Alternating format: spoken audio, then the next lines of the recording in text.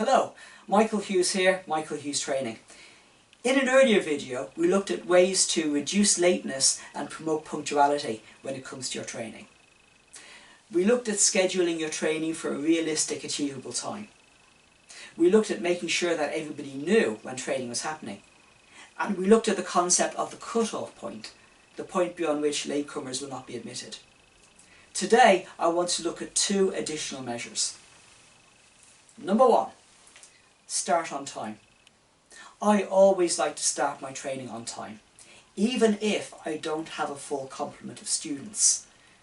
So let's say I have maybe a third or half of all the students I'm expecting. I would still like to start. Why is that?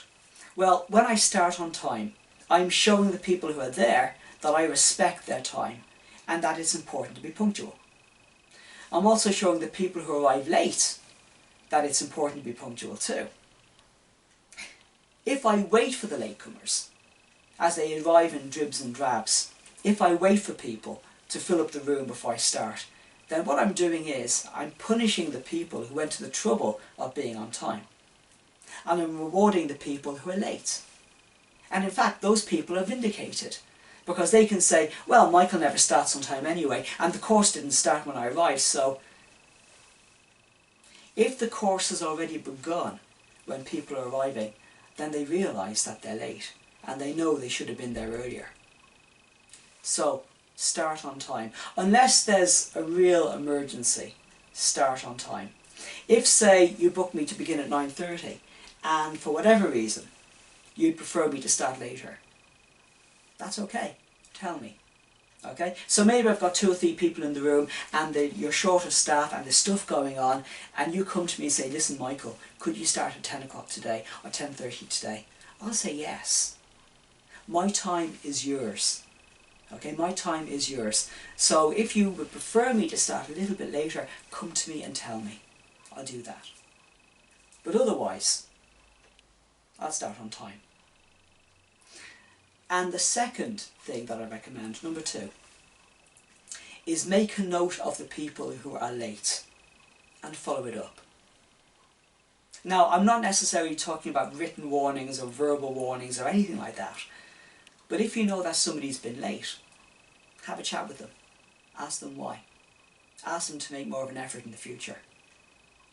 That small, gentle interaction, that nudge in the right direction, might be enough to encourage them to be on time next time. And it might be enough to stop them down a path of repeated lateness. Because what you find is that if it isn't challenged, some people will become later and later and later. So, those are my 2 things today. Those are my 5 total things. Number 1, schedule the training for a time that is achievable. Number 2, make sure everybody knows when the training starts and ends. Number 3, agree a cut-off point with your trainer and enforce it. Don't allow latecomers in. Number 4, start on time. And finally, number 5, make a note of people who are late and follow it up. You could actually just nip it in the bud there. I hope this has been useful. My name is Michael Hughes. If you want to get in touch, my email is info@michaelhughestraining.com. In the meantime, please subscribe and check out my other videos. And keep up the good work.